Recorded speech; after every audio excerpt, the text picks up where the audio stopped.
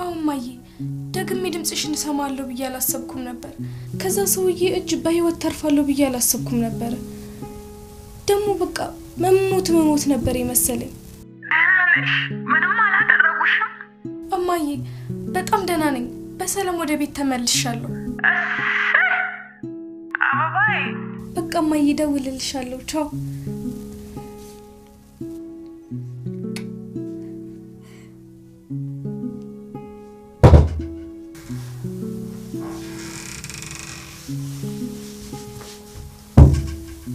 ናፈቁሻል አው በጣም ናፍቀውኝ ነበር እዚው ሀገር ውስጥ ሆኜ እናቴ እንዴት ማቀፍ አልቻልኩም አው ይገባኛል ናፍቆት ምን ማለት እንደሆነ አውቃለሁ በዛ ክፉ ሰው ምክንያት ነው የቤተሰቦቼን አይን ማየት ያልቻልኩት አታስቢ አንድ ቀን ሁሉም ነገር ያልፍና ነበር ብለን እንተርከዋለን አምናለሁ በመመለስሽ ምን ያህል ደስተኛ እንደሆንኩ ታውቂያለሽ ምን ያህል ደስ ብሎሃል ስሜቴን የምገልጽበት ምንም ቃላት የለኝም ህይወትን በሆነ መንገድ መልመድ በጣም ከባድ ነው ወንድሜ ወይ ሉሊቲ ለዋሻ አልፈለኩም ነበር ማለት ስለ አቶ ጎበና ቺውሽ ቻረመኒ ዲቡ ባክል ለቀቃት ዞርበል ባክል ለቀቃት ዲቡ ባክል ለቀቃት ለምንድን ነው ግን እንደዚህ ተከፋሽ አራል ተከፋው ታይ እንጂ ህፃን ልጅ እኮ አይደለም በእኔ ምክንያት ነው አይደል እንደዚህ ሆንከው ባንቺ ምክንያት አይደለም በሮዛ መደናበር ነው እንደዚህ ሆንኩት መደናበር አንቺን ግን አመሰግንሻለሁ እሺ ምን አደረኩልህ ለሮዛ ብዬ የበረሃ ሲሳይ አድርጌሽ ነበር በመጨረሻም ዴቭ የሮዛን ተንኮል ደረሰበት ሰላም ጤና ይስጥልኝ ውድ ሰብለይቱ ቤተሰቦች እንዴት ናችሁልኝ እንኳን ወደ ቻናሌ በሰላም መጣችሁ ትንሿ ሙሽራ ሮዛ እንግዲህ ሉሊትን ለሌላ ለባለ ሀብት ወንድ እንደሸጠቻት ለዴቭ ዋሽታው ነበረ ትምህርት ቤት እንደሄደችና ደህና እንደሆነች እየነገረች ቶሎ ወጥቶ እንዳይፈልጋት ስታዘናጋው ነበር ነገር ግን ሰዓቱ እየሄደ በነበረ ቁጥር ሰውየው እሷን መጠራጠር ጀመረ ሮዛ የሉሊት መጥፋት ውስጥ እጅሽ እንዳይኖርበት ወዮልሽ አላት ምክንያቱም የዛሬው ውሎና ዳርሽ ልክ አይደለም በዛ ላይ ደግሞ ሉሊትን አብዝተሽ ትጠያታለሽ እዚህ ቀደምም በጣም ብዙ ነገር አድርገሽባታል ስለዚህ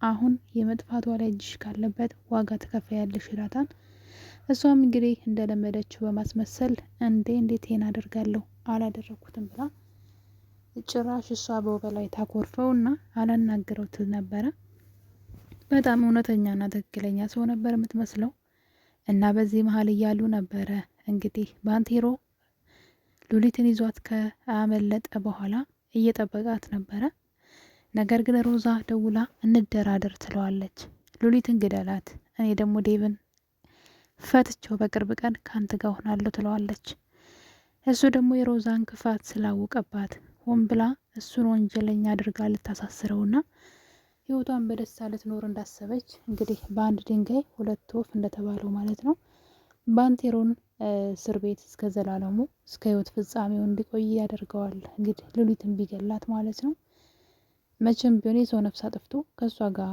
በትዳር እሷ ደግሞ ዴቭን ፈታ አብረው ሊኖሩ እንደማይችሉ ያውቃል እሷ ግን በቀድሞ ፍቅራቸው እያነሳሳች ማለት ነው የቀድሞ በጣም ሲዋደዱ የነበረውን ፍቅራቸውን በማንሳት ወደዛ ፍቅር እንመለሳለን ብቻ አንተ ሉሊትን ግደልልኝ ትለዋለች እሱ ግን አንድ ሐሳብ አነሳላት ሉሊት ሞተችም ኖረችም ላንቺን አትጎዳሽም ከዴቭ ጋር ሆነች አልሆነች ላንቺ በፍጹም ስጋት ልትሆን አትችልም ምክንያቱም አንቺ ዴቭን አትፈልጊውም ልትፈቺው አይደለም ስለዚህ ለምንድነው ምገላት ሲላት አይ ግደላት ትለዋለች እሺ አላት ቶሎ አንቺም ዴቭን ፈተሽ ከኔ ጋር እንድትሆኚ ብሎ ይነግራታል ይሄን ነገር እንግዲህ በጣም ደስ ይላታል ሮዛ ማለት ነው ባንቴሮ ሉሊትን ሊገልላት ነው ከዛ ባንቴሮ እስር ቤት ይገባል እሷ በደስታ ትዳሯን ልትኖር ነበር ሐሳቧ እናም በዚህ ሐሳብ ሲስማሙ ጭራሽ ቤት ውስጥ የደስደስ ስትጠጣ ሁሉ ነበር እንግዲህ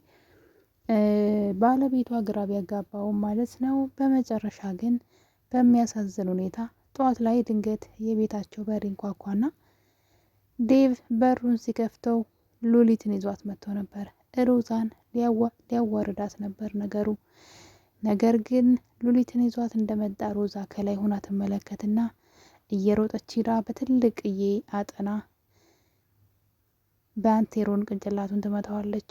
ባንቴሮም ይወድቅና የደረጃው አናት ቅንጭላቱን ይመታዋል። አይሆኑ ይሆናል፣ በጣም ታሟል። እናም እንግዲህ እሷ ደግሞ ሚስጥሯ ወዲያው እንዳይወጣባት እሱን የገደለች መስሏል ነበረ። ባንቴሮ እንደዛ ሆኖ ከቤታቸው ከመጣ በኋላ ዴቭም እየተንከባከበው ነው። እንዲሁም ደግሞ ሉሊትም ደግሞ ለሱ ማዘን ጀምራለች። በፊት ከሮዛ ጋር አብሮ ያሰቃያት ስለነበረ መጥፎ ሰውም ስለነበረ አትወደውም ነበር። አሁን ላይ ግን የሮዛን ጭካኔና ባለጌነት ካወቀ በኋላ ጭራሽ የዴቭና የሉሊት ወዳጅ ሆኗል። ሮዛ ሀሳቧ ሁሉ ሳይሳካላት ቀርቶ ነበረ። ነገር ግን ዴቭን ባንቴሮን ከመታችው በኋላ እና ከወደቀ በኋላ ከኮማ ነበር የወጣው። አሁን ላይ ምንም ነገር እንደማያስታውስና ምንም ነገር እንደማያውቅ ጭራሽም እስከ መጨረሻው ቁሞ እንደማይሄድ ሲነገር በዶክተር በጣም ደስ አላት። ስለዚህ እንደዛ ከሆነ እዛው ባለበት እጨርሰዋለሁ እያለች ነው ደግሞ በድጋሚ ከነ ሚስጥሬ እስከ ዘላለሙ እንዲጠፋና እንዲያሸልብ እፈልጋለሁ እያለች ነው። ያ ማለት ደግሞ እንግዲህ ባንቴሮ ሞተ ማለት የእሷ ሚስጥር ተደብቆላት እንደሚቀር ነው የምታስበው። ነገር ግን ሉሊት ስለ ሮዛና ስለ ባንቴሮ ብዙ ነገር ታውቃለች። ወንድሟ እንዳልሆነ እያንዳንዱ ነገር ታውቃለች። ነገር ግን በዚህ መሀል ነበረ ዴቭ ወደ ሉሊት ክላስ በመሄድ ለምን ከዛ ሰውዬ ጋር እንደሄደች አጥብቆ ሲጠይቃት ይህ ሀሳብ የሮዛ ሀሳብ እንደሆነ ትነግረዋለች። ዴቭን በንዴት ሄድና ሮዛን አንቆ ያንጠለጥላታል። በዛን ሰዓት ሉሊት ሄዳ እግሩ ስር ተደፍታ እሷ እኮ ለኔ ያስባ ነው ቤተሰቦችሽ በድህነት ከሚሰቃዩ ከሱን አግቢና ቤተሰቦችን እርጅ ነው ያለችኝ። ከክፋት አስባ አይደለም ብላ ብትለምነውም እሱ ግን ሊገላት ነበረ ሰቅሎ። እና እንግዲህ በዚህ መካከል እያሉ ነበረ ሮዛ አንድ ነገር አሰበች። በዚህ ምክንያት ብቻ እንደዚህ ካደረገኝ ዋና ሚስጥሬን ከሰማ ጭራሽ ይገለኛል ብላ ትፈራና አንድ ነገር ታስባለች። እሱም ሉሊት ባንቴሮን እየተንከባከበችው ነው። ምክንያቱም ከዛ ከአውሬ ከጨካኝ ዳናት እሱ ነው። በፊት መጥፎ ሰው ቢሆንም አሁን ላይ ስለተስተካከለ እሱን መንከባከብ ጀምራለች። በዚህ የተነሳ ሮዛ እየጠላቻት ነው። ሮዛ ባንቴሮን መግደል መጨረሻ እንዲሞት ትፈልጋለች ከነ ሚስጥሯ። እና እንግዲህ ሉሊትን ደግመሽ ከባንቴሮ አጠገብ እንዳላይሽ ራሴ ነኝ ከዚህ በኋላ ማስታምመው ትላታለች። እኔ እኮ ነኝ አክስቱ ልጅ አንቺ አይደለሽም ራሴ አስታምመዋለሁ ስትላት፣ ሉሊት ግን አይመስለኝም የአክስቱ ልጅ አትመስኝም ብላ ሮዛን የቤት ስራ ሰታታለች። ሮዛ ደነገጠች። ምን ማለት ነው ብላ ግን አንድ ነገር አሰበች። እሱም ደግሞ ባንቴሮን በሉሊት በኩል አድርጋ ባንቴሮን መግደል ነው የፈለገችው። እና እንግዲህ ምግብ ዛሬ እኔ ነኝ የምሰራው ትልና ወይዘሮ ሮዛ እንግዲህ ምግብ አዘጋጅታ ስትጨርስ እንደተለመደው መድኃኒቱን በመጨመር ሰውየውን የሚገል መድኃኒት ሉሊት ለባንቴሮ እንድታጎርሰው ትሰጣታለች። ሉሊትም የሰጣቻትን ምግብ ወስዳ ለባንቴሮ ልታጎርሰው ስትል ድንገት ዴቭ ይመጣና ምግቡ በደንብ በየአይነት ምግብ ስለነበረ ሰውየው ደግሞ እኔ ጾሜን ነው ያልኩት ርቦኛል ከዚህ ምግብ ልብላ ወይ ብሎ እንግዲህ ዴቭ ምግቡ ላይ ቀርቦበታል። ለድሮ ባሏ ያሰበችው መርዝ ምናልባትም ለአሁኑ ለዴቭ እንዳይሆን ትንሽ አስፈራን። በእርግጥ ዴቭ መሞት የለበትም በጣም ብዙ ማወቅ ያለበትና በተለይ ለሉሊት ደግሞ መኖር ያለበት ሰው ነው ብዬ አስባለሁ። በሷ ኃይል ነው እየኖረች ያለችው እንጂ እንደ ሮዛ ቢሆን ኖሮ እስካሁን ድረስ ከአካባቢው ተሰዳ ነበረ፣ ወይም ደግሞ በዛ በመጥፎ ሰውዬ ቁጥጥር ስር ሆና ነበር። ዴቭ በጣም መልካምና ለሰው የሚያስብ መልካም ቀን ሰው ነው። ሚስትየዋ ግን በጣም ገንዘብ ወዳድና መጥፎ የማትረባ ሰው ሆናለች ማለት ነው። በተለይ ደግሞ አስመሳይ ናት። እና እንግዲህ ሮዛ ራሷ በራሷ የገዛን ባሏን ሳትገለው አትቀርም። መድኃኒት ቀመማ ያቀረበችው ምግብ ለታሰበለት ቀርቶ ላልታሰበለት እየሆነ ነው።